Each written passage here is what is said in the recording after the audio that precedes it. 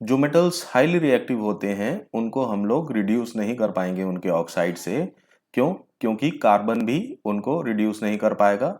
उनका affinity towards oxygen, जो bond formation होता है, वो बहुत स्ट्रांग होता है, तो उसको तोड़ना इतना इजी नहीं होता है। तो उसके लिए हम लोगों ने क्या करना है, उसका इलेक्ट्रोलिटिक रिफाइनिंग करना है। तो देख लेते हैं इलेक्ट्रोलिटिक रिफाइनिंग कैसे करते हैं एक एग्जाम्पल के साथ। तो इस एग्जाम्पल में हम लोग देखेंगे कॉपर का रिफाइनिंग। तो प्यूरिफिकेशन ऑफ कॉपर के अंदर क्या होगा, हमने एक इलेक्ट्रोलाइट लेना है और वो इलेक्ट्रोलाइट होगा आपका एसिडिफाइड कॉपर सल्फेट सॉल्यूशन। तो जिस मेटल को हमने प्यूरिफाई करना है उसी मेटल का इलेक्ट्रोलाइट होना चाहिए।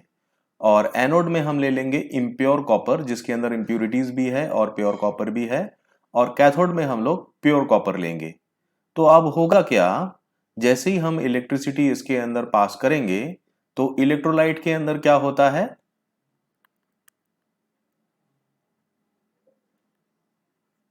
इलेक्ट्रोलाइट में ये जो कॉपर सल्फेट सॉल्यूशन होगा वो डिसोशिएट हो जाएगा कॉपर और सल्फेट आयन के अंदर। तो अब क्या होगा, जैसे ही हम इलेक्ट्रिसिटी पास करेंगे तो इलेक्ट्रॉन्स क्या होंगे, इस डायरेक्शन में मूव करेंगे और यहां पर काफी सारे इलेक्ट्रॉन्स आ जाएंगे और ये नेगेटिवली चार्ज हो जाएगा। जैसे ही हमारे इलेक्ट्रोलाइट में कॉपर सल्फेट डिसोशिएट हो जाएगा तो ये पॉजिटिवली चार्ज्ड कॉपर का जो आयन है वो क्या होगा, कैथोड की तरफ अट्रैक्टेड हो जाएगा। ये जो इलेक्ट्रोलाइट के अंदर Cu2+ का आयन है वो नेगेटिवली चार्ज्ड कैथोड की तरफ अट्रैक्ट होगा।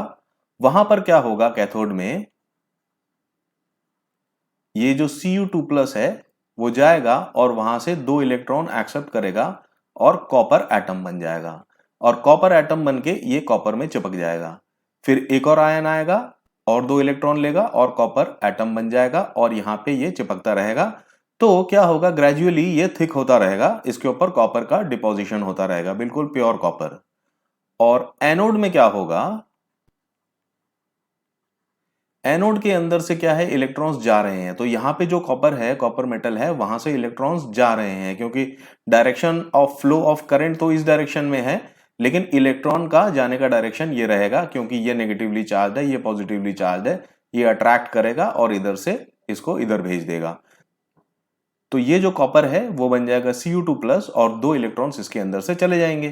तो 2 इलेक्ट्रॉन्स चले जाएंगे तो ये जो Cu2+ बन जाएगा तो वो कहां आ जाएगा, ये हमारे सोल्यूशन में आ जाएगा। क्यों? क्योंकि यहाँ पे जो Cu2+ थे, जितने भी डिसोशिएट होने के बाद जो भी कॉन्सेंट्रेशन था Cu2+ का, वो तो ऑलरेडी यहाँ चला जा रहा है। तो यहाँ पे SO4 जो है वो ज्यादा हो जाएंगे, तो ये अट्रैक्ट करेंगे और Cu2+ आयन को, तो वो एनोड से इधर आएगा, इधर से इधर जाएगा और यहाँ पे डिपॉजिट होता रहेगा।